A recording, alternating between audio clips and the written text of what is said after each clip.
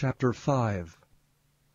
Rebuke not an elder, but entreat him as a father, and the younger men as brethren, the elder women as mothers, the younger as sisters, with all purity. Honor widows that are widows indeed.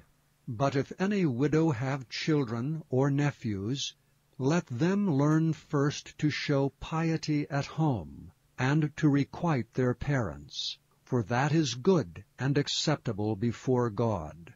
Now she that is a widow indeed and desolate trusteth in God, and continueth in supplications and prayers night and day. But she that liveth in pleasure is dead while she liveth.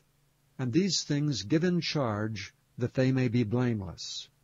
But if any provide not for his own, and specially for those of his own house, he hath denied the faith, and is worse than an infidel.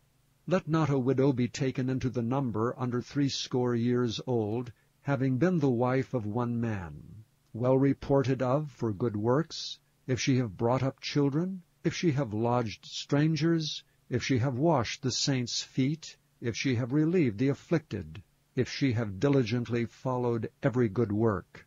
But the younger widows refuse, for when they have begun to wax wanton against Christ, they will marry, having damnation, because they have cast off their first faith.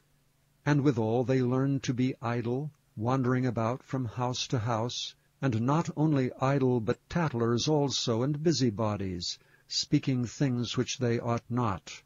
I will therefore that the younger women marry, bear children, guide the house, give none occasion to the adversary to speak reproachfully. For some are already turned aside after Satan. If any man or woman that believeth have widows, let them relieve them, and let not the church be charged, that it may relieve them that are widows indeed. Let the elders that rule well be counted worthy of double honor, especially they who labor in the word and doctrine. For the Scripture saith, Thou shalt not muzzle the ox that treadeth out the corn, and the laborer is worthy of his reward. Against an elder receive not an accusation, but before 2 or 3 witnesses. Them that sin rebuke before all, that others also may fear.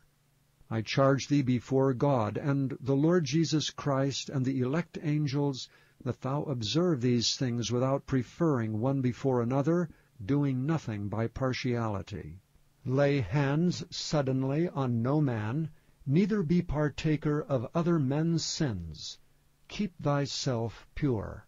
Drink no longer water, but use a little wine for thy stomach's sake, and thine often infirmities. Some men's sins are open beforehand, going before to judgment, and some men they follow after. Likewise also the good works of some are manifest beforehand, and they that are otherwise cannot be hid.